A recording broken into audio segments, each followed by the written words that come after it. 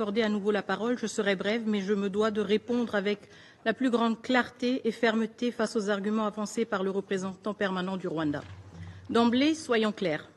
Je ne blâme pas le Rwanda pour tous les maux de la République démocratique du Congo. Je blâme le Rwanda pour la présence illégale de ses troupes sur notre territoire, le massacre de Kishishe, le bombardement du camp de déplacés de Mugunga, le pillage systématique de nos ressources naturelles et les attaques contre les soldats de la paix des Nations unies et de la SADC. Je blâme donc le Rwanda pour les violations de la Charte des Nations unies. Ces actes sont tous des crimes, ils ne relèvent pas d'un quelconque malentendu ou de différends bilatéraux. Ces faits, Madame la Présidente, ne relèvent pas de spéculation, ils sont documentés, corroborés et gravés dans les rapports des Nations unies. Je prends néanmoins note de la posture du Rwanda qui doute de l'objectivité des experts des Nations unies. Le Rwanda avance que la République démocratique du Congo est confrontée à de nombreux groupes armés. Et oui, c'est un fait. Mais cet aveu de la complexité de notre contexte sécuritaire ne saurait servir de justification à ses propres violations de notre souveraineté. Ce n'est pas parce que d'autres défis existent que son soutien au M23 ou la présence de ses troupes en République démocratique du Congo en deviennent excusables. Je le dis avec force, l'appréciation du Rwanda sur nos défis internes ne lui donne aucun droit d'y intervenir. Le Rwanda invoque aussi l'idée que le M23 représenterait des communautés marginalisées. Permettez-moi de poser une question simple à cette Assemblée. Depuis quand des massacres, des déplacements forcés et la réorganisation démographique de territoires sont-ils des moyens légitimes pour répondre à des revendications ethniques ou sociales? Le M23 ne défend aucune cause, il exécute une stratégie dictée par les intérêts du Rwanda. Le groupe d'experts l'a démontré, il ne s'agit pas de défendre des minorités, mais de contrôler des ressources et d'affaiblir la souveraineté de la République démocratique du Congo. Enfin, le Rwanda prétend que les mesures qu'il qualifie de défensives seraient légitimées par des propos tenus par des responsables congolais. Je rejette fermement cette allégation. Aucun propos quelconque ne peut justifier les massacres de civils, les pillages de ressources ou l'occupation de territoires. Rien, absolument rien, ne peut légitimer les crimes de guerre, les crimes contre l'humanité ou la violation de la Charte des Nations unies. Détrompez-vous, Monsieur le représentant.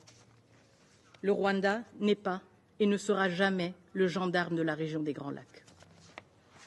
Si le Rwanda souhaite prouver sa crédibilité en tant qu'acteur de paix, qu'il commence par honorer ses engagements dans le processus de Luanda. 34 jours plus tard, nous attendons toujours vos experts. Et ils arrivent seulement après insistance de la part de la République démocratique du Congo et du médiateur. La République démocratique du Congo reste fermement engagée dans le processus de Luanda, convaincue qu'il constitue la voie la plus prometteuse vers une résolution durable du conflit. Tout au long de ce processus, notre posture a été constante, constructive, respectueuse des engagements pris et résolue à œuvrer pour la paix. Ce Conseil a un rôle central à jouer pour garantir que toutes les parties respectent leurs obligations et contribuent à cet objectif commun. Madame la Présidente, Mesdames et Messieurs, le peuple congolais, dans toutes ses composantes, aspire à la paix et à la stabilité.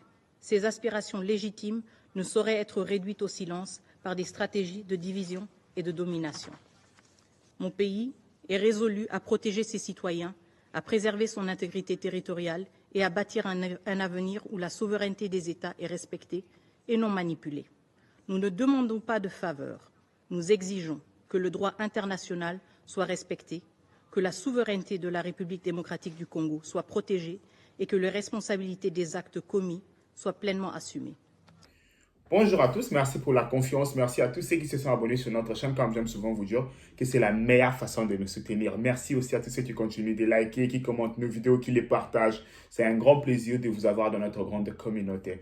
Aujourd'hui, on va parler de quoi? Comme vous avez vu au début, il y a notre ministre des Affaires étrangères qui a parlé à l'ONU.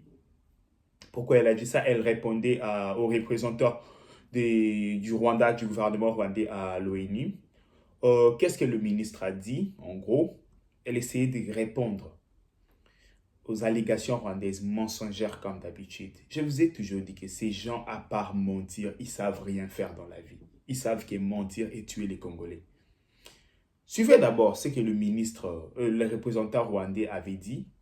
On revient et je vais vous expliquer quelque chose. Madame la Présidente, nous avons pris note du rapport du secrétaire général et, à l'instar des membres du Conseil de sécurité, nous déplorons l'ampleur des souffrances humaines et la crise humanitaire croissante provoquée par le conflit qui fait rage dans l'Est de la RDC.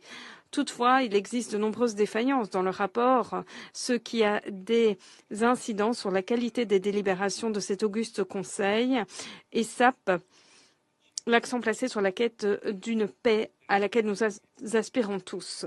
Le rapport, dans son ton et ces descriptions, donnent le sentiment que le M23 est la cause profonde du conflit dans l'est de la RDC. Certains membres du Conseil, dès lors, accusent le groupe M23. Le conflit dans l'est de la RDC est dû à la marginalisation de communautés minoritaires, dont les Tutsis congolais dans l'est de la RDC. L'interprétation erronée des racines du conflit par certains membres du Conseil renforce l'intransigeance de la RDC à trouver une solution politique viable au conflit. Le rapport ne rend pas pleinement compte du fait que la paix prévaut davantage dans les zones contrôlées par le M23 que celles placé sous le contrôle de la coalition dirigée par les FARDC, composée notamment des forces burundaises, des FDLR génocidaires, des Nyatura, Ouazalando ou encore mercenaires européens. En effet, le rapport reconnaît certaines atrocités perpétrées par cette coalition, qui sont étayées dans ce rapport. Il est très préoccupant que le rapport ne mentionne pas les meurtres, le nettoyage ethnique, les déplacements forcés, le déni des droits de citoyenneté ou encore les discours haineux à l'encontre des locuteurs du Kinyarwanda et surtout des Tutsis congolais. Des centaines de milliers de rwandophones congolais ont été déplacés et sont réfugiés dans les pays limitrophes. Et cela a donné naissance au mouvement M23 qui revendique leurs droits. De surcroît, l'on ne mentionne pas toutes les pertes en vie humaine ou encore les maisons, le bétail, les moyens de subsistance détruits en raison de bombardements aveugles à l'artillerie lourde de zones densément peuplées par les FARDC, la SAMIDRC, les forces burundaises, les mercenaires européens, surtout à Massissi, Rutshuru et Nyiragonga. Ces zones ciblées sont surtout peuplées par les Congolais locuteurs du Kinyarwanda. Le silence assourdissant du rapport sur le sort de ces Congolais locuteurs du Kinyarwanda qui sont exposés au risque de nettoyage ethnique constitue un affront.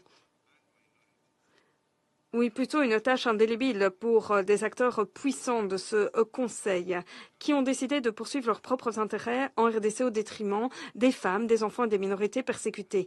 Nous pensons que ces acteurs peuvent à la fois protéger leurs intérêts et défendre ceux qui sont exposés à des persécutions, un nettoyage ethnique.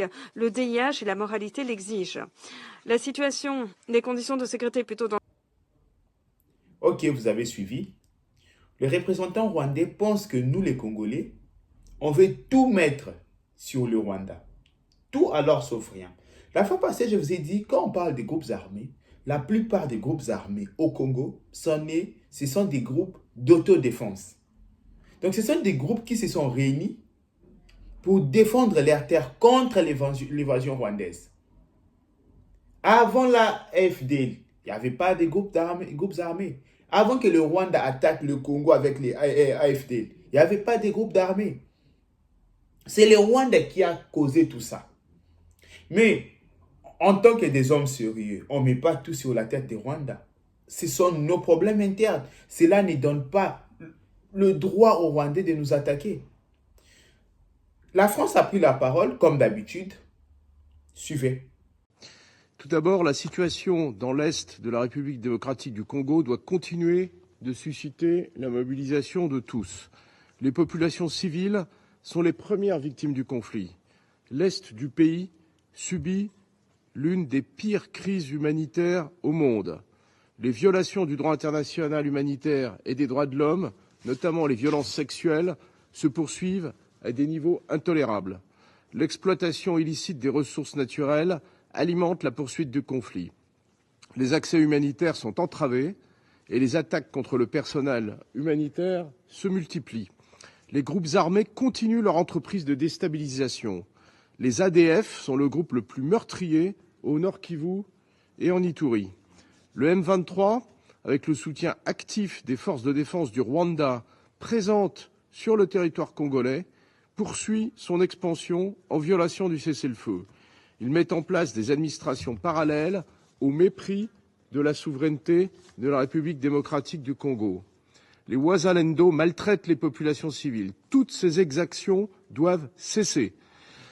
En dépit de ce contexte, les récentes avancées obtenues dans le cadre du processus de Luanda sont encourageantes. Je salue le lancement le mois dernier du mécanisme ad hoc renforcé de vérification du cessez-le-feu. De même, l'approbation du concept d'opération du plan harmonisé constitue une étape majeure. Il revient désormais aux parties de parachever la mise en œuvre de leurs engagements. La neutralisation des FDLR pour la République démocratique du Congo, le retrait complet de ces forces hors du territoire congolais pour le Rwanda.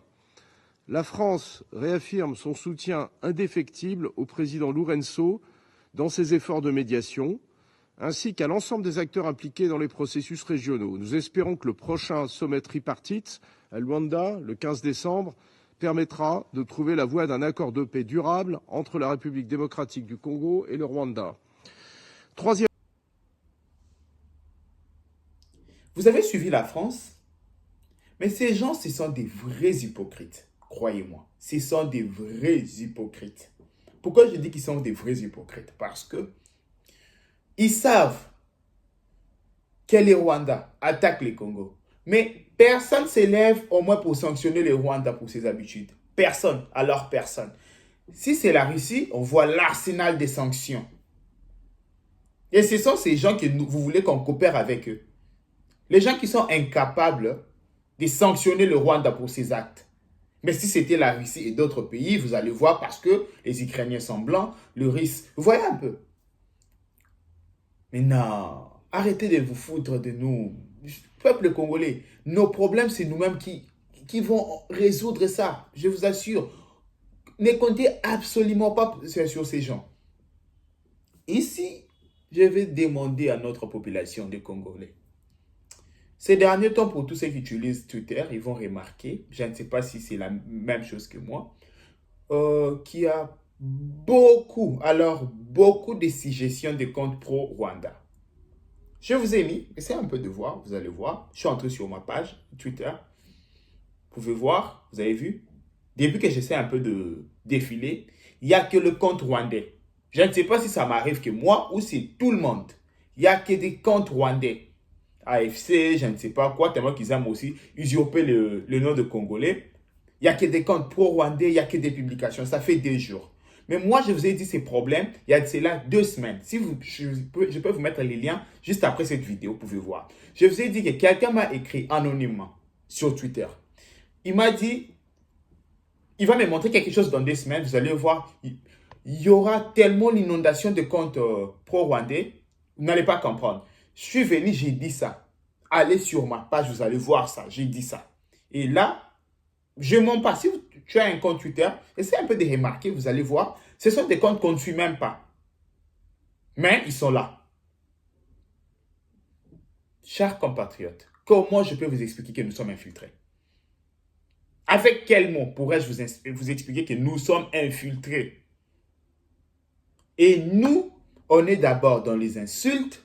On est d'abord dans la division, mais ces gens s'organisent sur le plan numérique. Notre armée regagne du terrain, mais personne n'en parle. Pourquoi? Parce qu'ils nous ont étouffés. Ils nous ont étouffés, la jeunesse congolaise. Essayez un peu de vous réveiller. Communiquons, parlons de nous. Personne ne va le faire à notre place. Si on ne parle pas du Congo, personne ne va le faire à notre place. J'ai vu hier quelqu'un qui me dit, tu viens parler à la nation décontractée avec un t-shirt. J'étais en mode, je viens comme beau me semble. Je vais parler du Congo même avec un cinglé, je vais parler du Congo. Donc, c'était ça notre petite analyse. Je vous invite humblement de vous abonner sur notre chaîne. Cela va nous donner encore plus de force, cela va nous donner encore beaucoup d'énergie pour aller de l'avant. Merci, partagez la vidéo. Que Dieu vous bénisse, soyez prudents. Ces gens sont tellement risés. Vous savez, le serpent, s'il est déjà décapité, il commence à bouger, il bouge, il fait des dernières manières. Mais ce sont des derniers. C'est comme ça avec le Rwanda, c'est déjà fini pour lui. On va tout récupérer, comme je vous ai toujours dit. Donc, n'ayez pas peur. Dieu est de notre côté, la force est de notre côté, c'est notre terre, ce sont nos terres. Donc, notre cause est juste comme d'habitude. Ciao, bye bye.